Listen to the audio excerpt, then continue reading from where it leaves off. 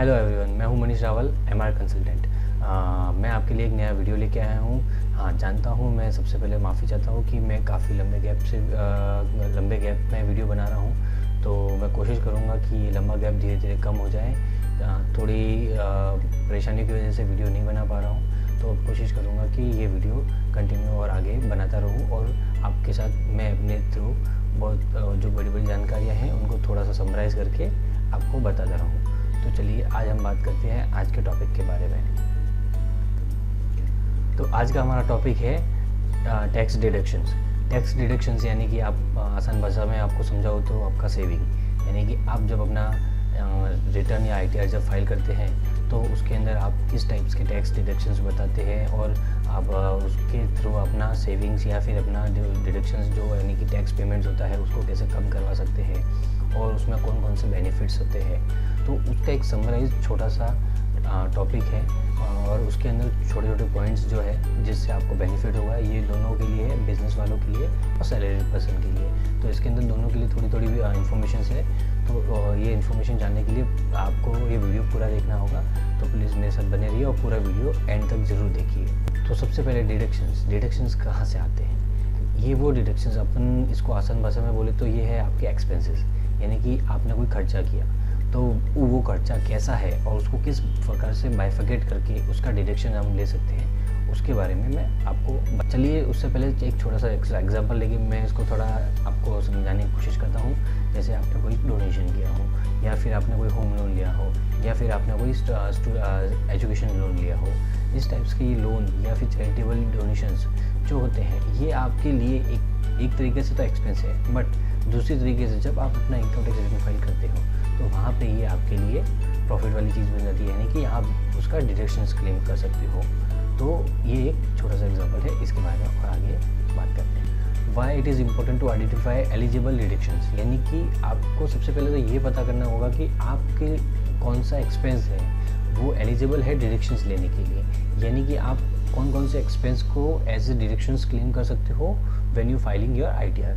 यानी कि आप अपने अगर बैलेंस शीट पीएनएल में बता सकते हो या फिर आपने डायरेक्ट जब सैलरी पर्सन है तो वो अपने एटीसी एटीजी या जो भी सेक्शंस हैं उनके अंदर कौन से सेक्शंस में उनको डिडक्शंस क्लेम कर सकता है। तो सबसे पहले अपन डिडक्शन की बात करते हैं तो हमें अपने सबसे पहला कॉमन जब आईटीआर फाइलिंग के लिए आता है तो वो होता है एक स्टैंडर्ड डिडक्शंस, यानी कि ये डिडक्शंस आपको गवर्नमेंट अलाउ करती है आपकी इनकम में से एक फिक्स अमाउंट लेस कर देने का। यानी कि चलो एज्यूम करते हैं कि आपकी इनकम है 5,50,000 रुपये, तो वो एक 5 लाख की जैसे ही क्रॉस हो जाती है तो उसके हिसाब से वो आपका इनकम आपका टैक्सेबल बन गया है। लेकिन गवर्नमेंट ने यहाँ पे आपको 50,000 की स्टैंडर्ड डिडक्शन दे रखी है, तो उस स्टैंडर्ड डिडक्शन के थ्रू क्या होगा, वो जैसे ही लेस हो जाएगी आपका सैलरी हो जाएगा ग्रॉस सैलरी में से लेस होकर आपकी जो नेट सैलरी बचेगी वो हो जाएगी 5 लाख रुपये। और दूसरे कुछ एक्सपेंसेस होंगे जो मिला के आपको 5 लाख से नीचे लेके आ जाते हैं। तो फिर वहाँ पे क्या होगा कि आपका स्टैंडर्ड डिडक्शन जैसे ऐड होगा तो आपकी सैलरी 5 लाख से नीचे आ गई और उसके हिसाब से आपको टैक्स देने की कोई ज़रूरत नहीं है।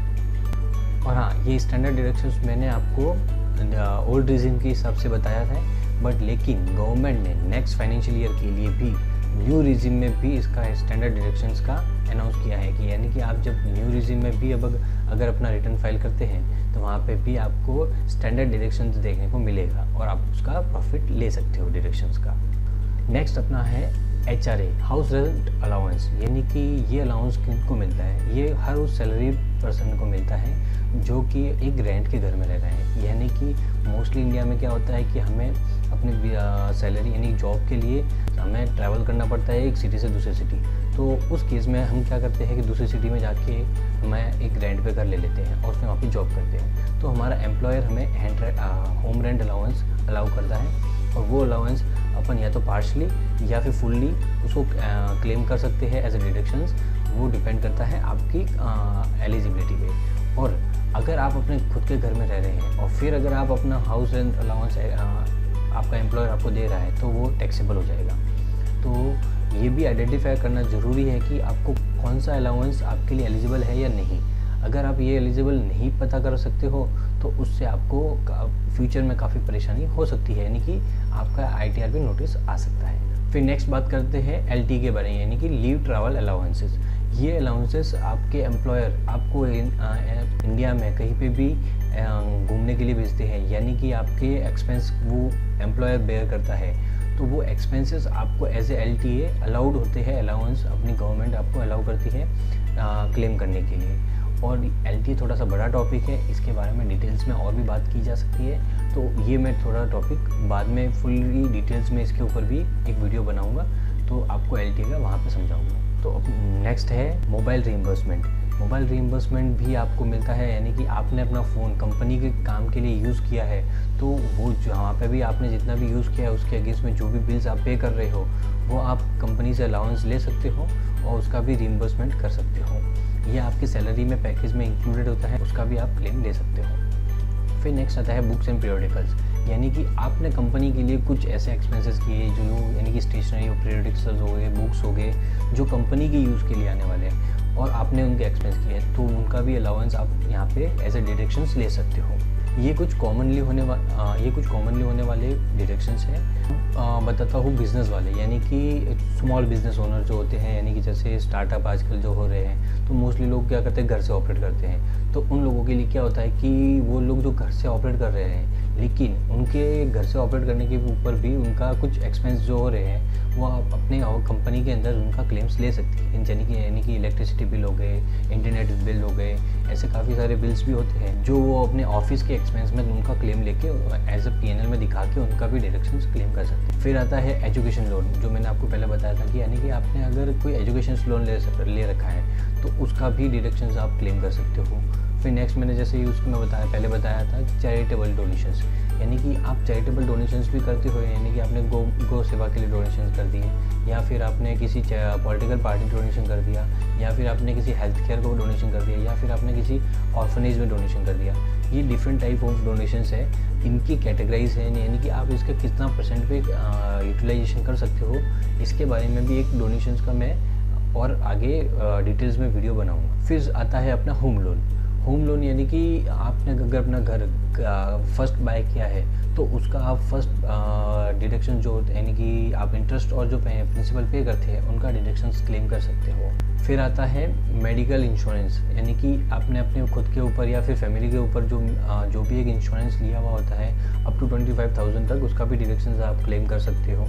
और ये मोस्टली सब कॉमन से सेक्शंस है, 80C और 80G समथिंग्स, तो इनके ऊपर भी मैं बाद में एक डिटेल्स वीडियो बनाऊंगा। आई नो मैं बार बार बोल रहा हूँ कि सबकी डिटेल्स वीडियो बनाऊंगा, क्योंकि ये सब बड़े बड़े टॉपिक्स हैं, तो मैं इनको समराइज़ करके एक छोटे से टॉपिक में बता रहा हूँ ताकि ये आपको डिटेल में बाद में और भी समझा सकूँ। पहले आप थोड़ा सा ब्रीफ इनका समझ लीजिए, फिर डिटेल में हम इसके बारे में आगे बात करेंगे। और उसी के साथ मैं आज अपना ये टॉपिक पॉज करता हूँ, यानी कि इसके बारे में इन सब के जो समराइज पॉइंट्स मैंने आपको छोटे से बताए हैं, इनके बारे में डिटेल्स वीडियो के साथ में और भी आगे मिलेंगे हम। और thank you for watching. Please if you like this information then please hit the like button and subscribe my channel and please share with all of your known persons, so उनको भी ये चीज़ों की नॉलेज मिल सके। Thank you.